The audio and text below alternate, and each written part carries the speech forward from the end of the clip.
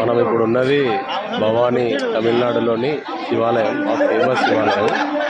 ఇక్కడ మన అయ్యప్ప స్వాములందరూ సంతోషంగా ఉన్నారు. ఎవరంతా వాళ్ళు ఫోటోలు తీసుకుంటారు.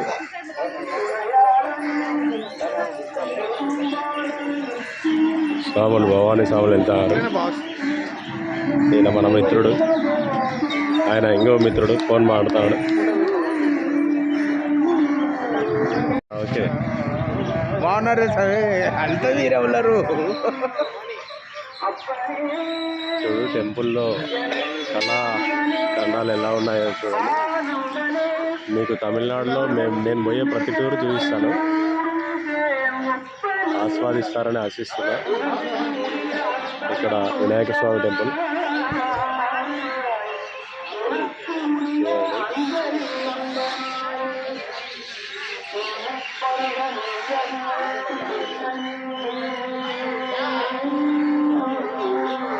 గోపురంపై ఉన్నటువంటి శిల్ప కళాఖండాలు అసలు మన రాజుల యొక్క చరిత్ర అద్భుతం.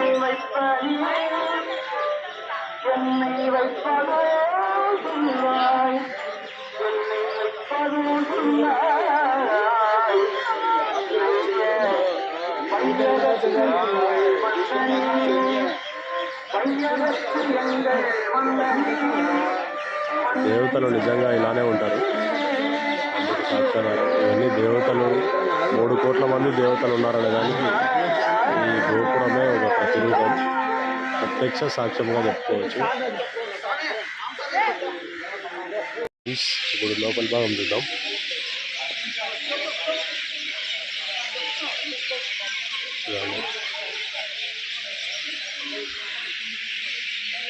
సీతారాముల విగ్రహాలు చూడండి పైన, గోపురం పైన.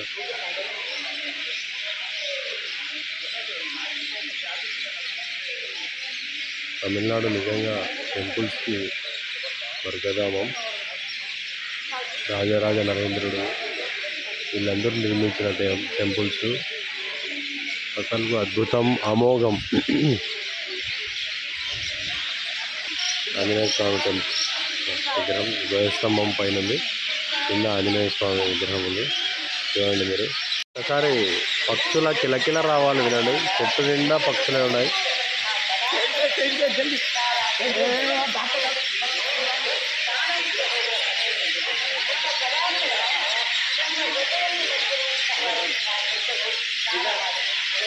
కాకులు, అన్ని రకాల పక్షులు ఉన్నాయి. అదే స్పెషల్.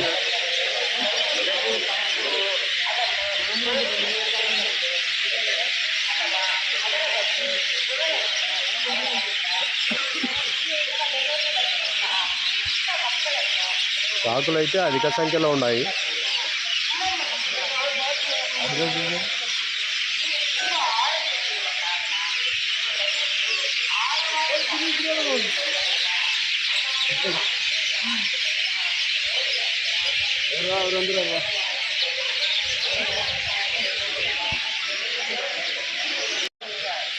అమ్మవారు లలితాదేవి, దేవతల్లో కల్లా అత్యంత శక్తివంతురాలనే, మూలం కూడా ఆమెనే.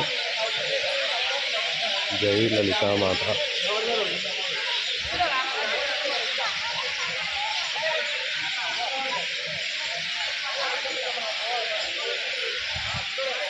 చేతిలో చెరుకు గడ ఉంటే లలితాదేవి అని అర్థం చూడండి.